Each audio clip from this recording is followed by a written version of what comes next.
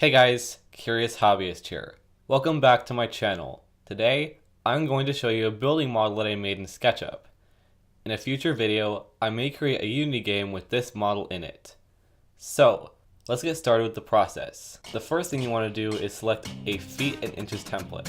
I'm going to select construction documentation here because, I don't know. Then you want to click the Start Using SketchUp option. Now the first thing you want to do is you want to create circles from the origin of the axis. So between these two lines here. Just click here. So you want the radius of the first one to be one single quote, which means 1 foot. And if it's a bit zoomed out like it is here, just zoom in and you'll be able to see a circle. Now you want to select to be 1/2 of a foot. So 1/2 single quote. Except this is not valid to SketchUp for some reason. So you want to measure it in inches. So 6 double quote. By the way, so there's this field changes at the lower right corner. Just press tab, just highlight the text, and you can type in any value you want. So then the next one I'm going to create is 1 single quote space 1 double quote. So that stands for 1 foot 1 inch. Next one, 1 single quote space 5 double quote. 1 foot 5 inches. So now we have a circle. Now we want to divide this circular face in half. So choose the line tool and click here and here, and then here and here. So now we have 2 lines that divide these faces. Now we're going to select the push and pull tool, and we're going to click on this face and move up to pull this. And the first one we want to pull to 1 inch. You can also just hover the mouse until you see it at 1 foot exactly. You could zoom in if it's not accurate enough. Again, it's easier to just press tab though. Now you want to pull this one up to 6 inches, which is 1/2 of a foot. So now you want to go ahead and delete these faces because we don't need them.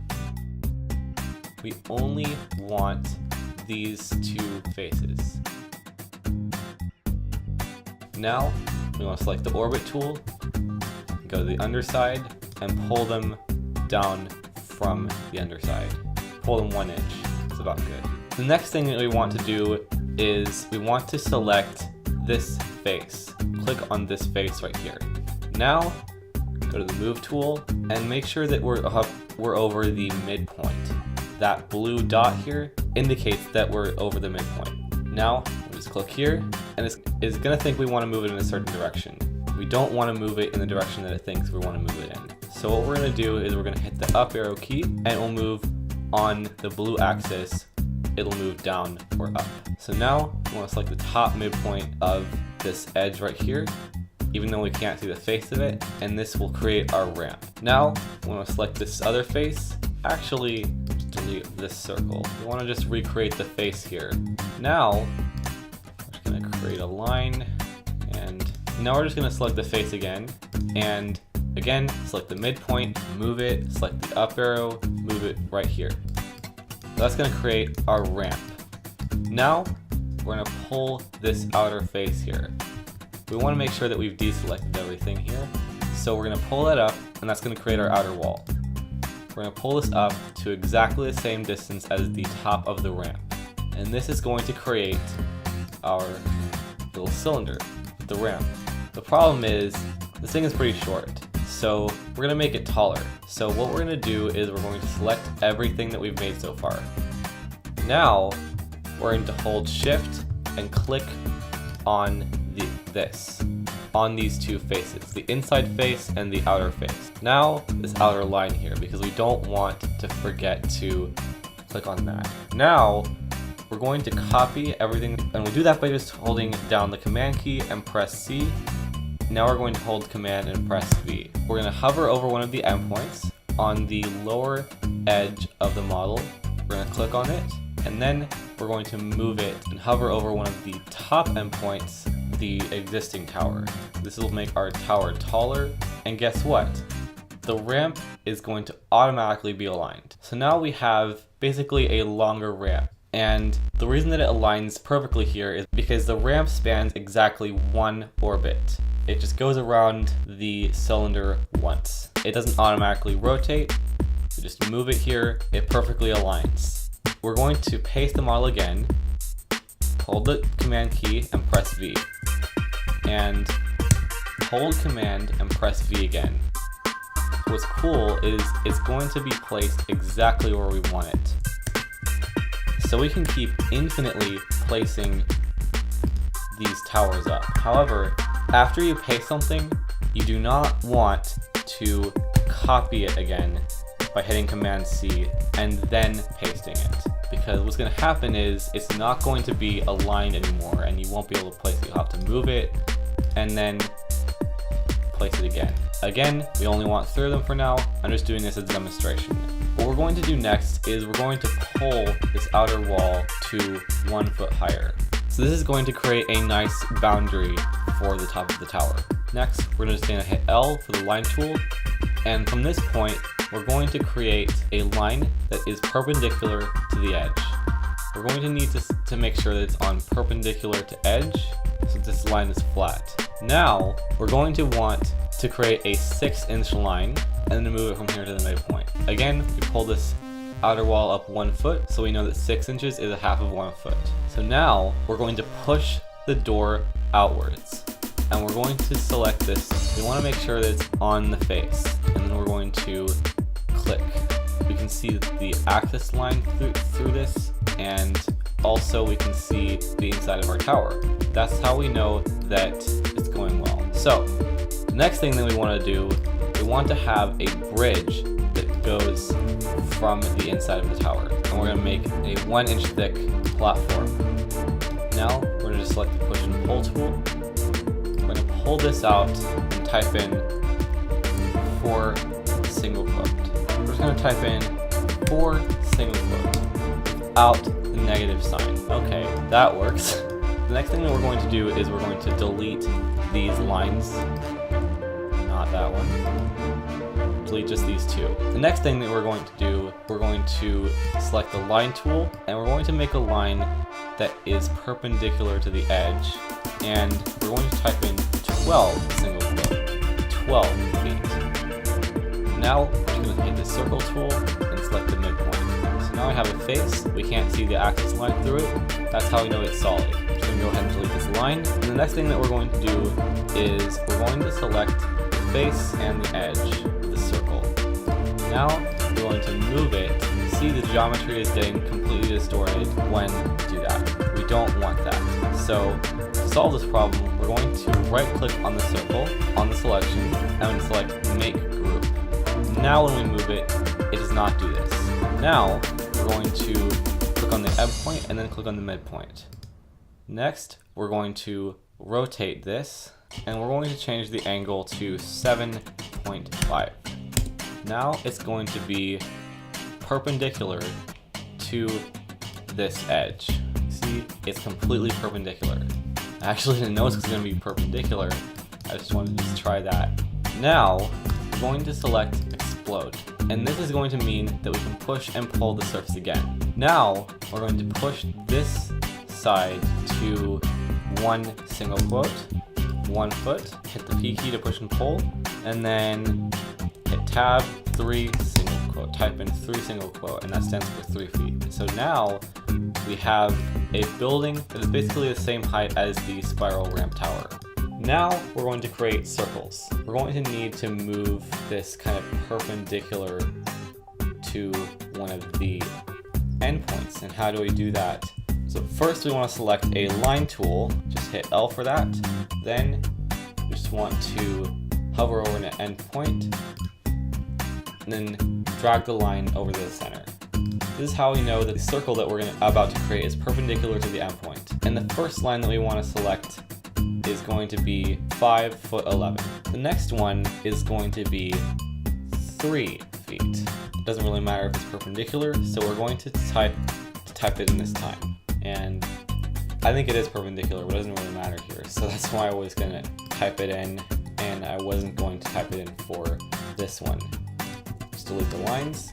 And now we can go ahead and create our separation between this gap. So what we're going to want is a gap that runs from here to here and from here to here. So 3 of the lines on one side and then 3 on the opposite side. We're going to hit the push and pull tool, and we're going to push this one 1 foot. Now we're going to push this one 3 feet. So we're going to need to make the bridge wider now. To do this, we're going to select the push and pull tool. We're going to pull these to as far as they can go. It's giving us a warning of cannot push and pull curved or smooth surfaces. And that's because there is no separation between flat surface and this curved and smooth surface. So even though this is a flat surface, we cannot push or pull it because there's no separation between this curved surface. So we're going to hit L for the line, and then we're going to separate it manually. And probably want to delete this face that we just created there. Now we can push and pull these things. Now we're going to pull this 2 inches. So we're going to hit Tab and then 2 double quote for 2 inches. There's this kind of gap. We're going to fill in that gap. So what we're going to do is we're going to select the line tool, and then we're going to create a line that is perpendicular to the edge. Then you can just go ahead and create lines between here, surfaces, and fill in these gaps. Just hit the select tool, delete it, orbit, E to erase. Actually, that's probably more optimized way to do it. And now we're just going to do the same thing on this side. The next thing we're going to do is we're going to create the rails for the bridge.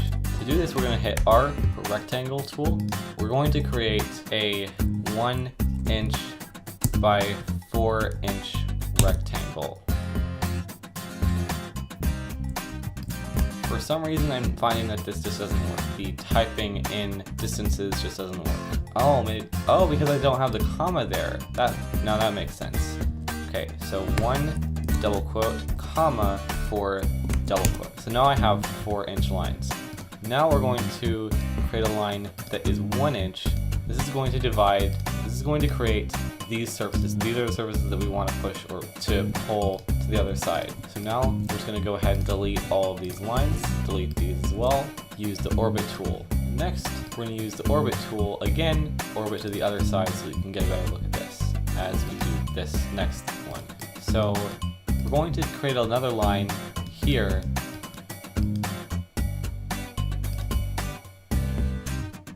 Create another line. And we're going to select the perpendicular, not perpendicular to the edge, parallel to this edge. Then we're going to draw lines from midpoint to both ends. Then we're going to draw from those midpoints perpendicular parallel to this edge. And do the same thing for this one as well. Now we're going to right click on one of these lines and select the divide option. We're going to divide this line into 4 segments. Then we're going to divide one of these segments into 3. So the next thing that we're going to do is to find the first midpoint on the line that you just selected. Create a 1/4 inch line.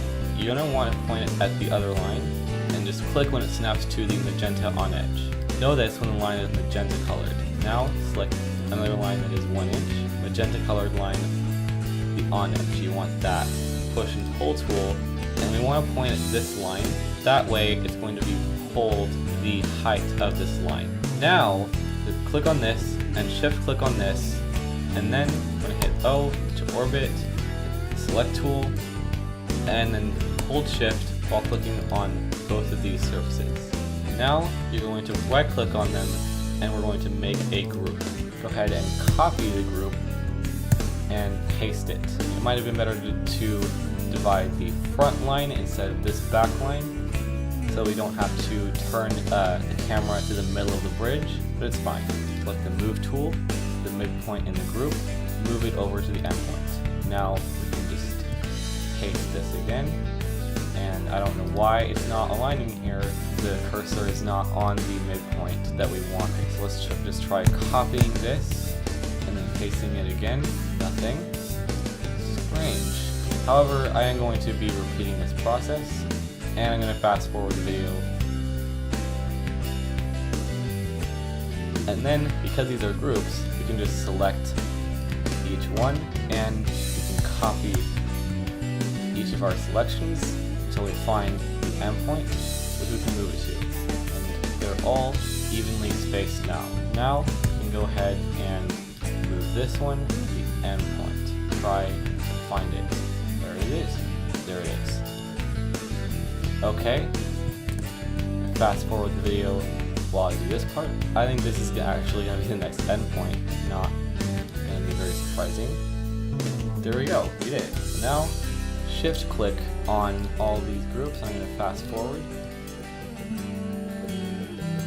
And then we're going to shift click on the faces. Remember to hold shift before clicking on any of the faces. Otherwise, you'll only be selecting one face. Now, we're going to fill with a cayenne color. And this will make it look kind of like a red iron railing look. Now, we're going to hit Command C, Command V, again, copy and paste. I'm going to select this endpoint and then move it to another kind of parallel endpoint here. So now, we're going to make sure that all of the surfaces have been colored in by this. If they're not, just fill them in again. Now, we have our rails. Cool.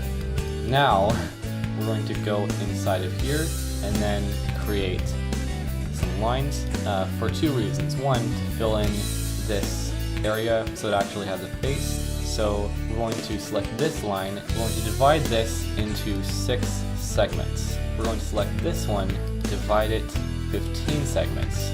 We're going to create some parallel to edge lines. And to make this easier, we're going to copy this one. When I hold down Command and press V again, the cursor is automatically aligned with the point that I placed just now.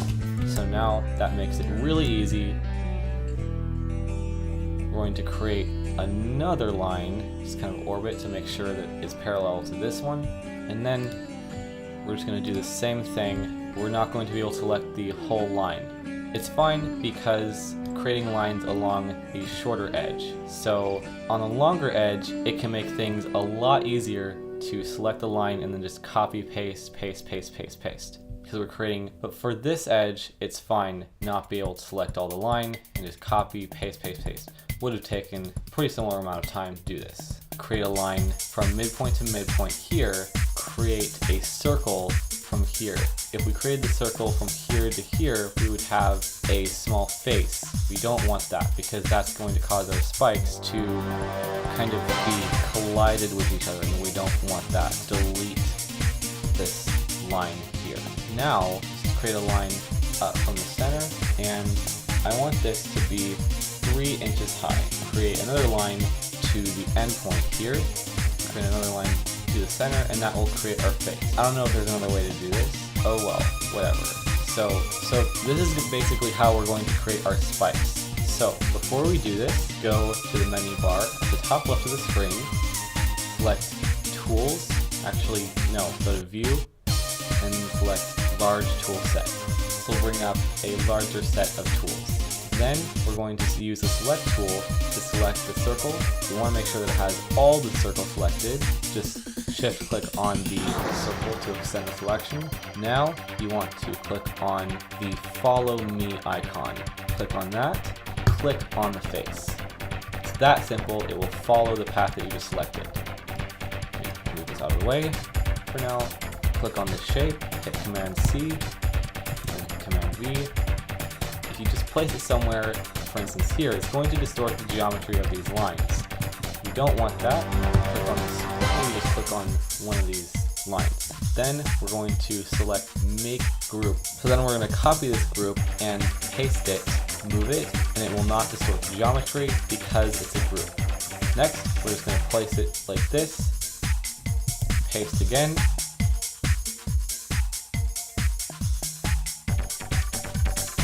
And if you think we're going to be doing this for all of these squares, you are wrong. What we're going to do is click on one of the spikes, hold shift, and click on all of them. Hit Command C, Command V, and we're not going to be able to place these anywhere specific yet, so we're going to just place them in a random position. And again, because these are groups, they're not going to distort any of these lines, they're not going to stick to any geometry. We're going to select this specific point, and we're going to move it, Command V again, place again, move it over to the midpoint here again, paste again,